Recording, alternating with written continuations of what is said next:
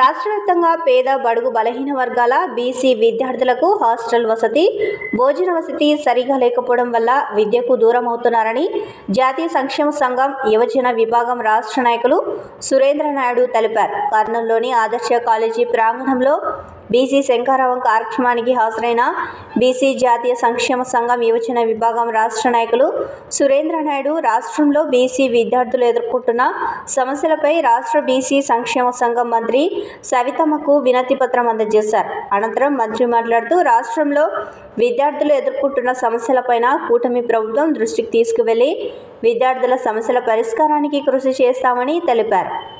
ఏ విధంగా ముందుకు తీసుకెళ్ళాలి, బడుగు బలహీన వర్గాల దానికి మనం ఏ విధంగా పాటుపడాలి, బీసీ విద్యార్థులకైతేనేమి బీసీ హాస్టల్స్, బీసీ విద్యార్థుల స్పెషల్ ఫీజు రియంబర్స్మెంట్, 50% రిజర్వేషన్ ఇవన్నీ కల్పించాలని మన కూటమి ప్రభుత్వాన్ని మేము రిక్వెస్ట్ చేస్తున్నాం.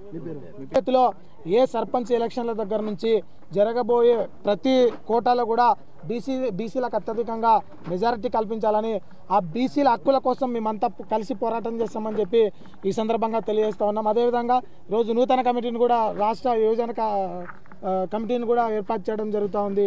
సో మేము దాన్ని రాష్ట్ర కమిటీ యువజన కమిటీగా బాధ్యతలు తీసుకుంటున్నాం. మేము దానికి కట్టుబడి రాష్ట్రంలో ఉన్నటువంటి బీసీ యువతనంతా చైతన్యపరుస్తూ వాళ్ళని విద్యార్థులుగా ఉద్యోగస్తులుగా తీర్చిదిద్దే ప్రయత్నం మేమంతా చేస్తామని చెప్పి ఈ సందర్భంగా మీ అందరికి తెలియజేస్తూ ఉన్నాం.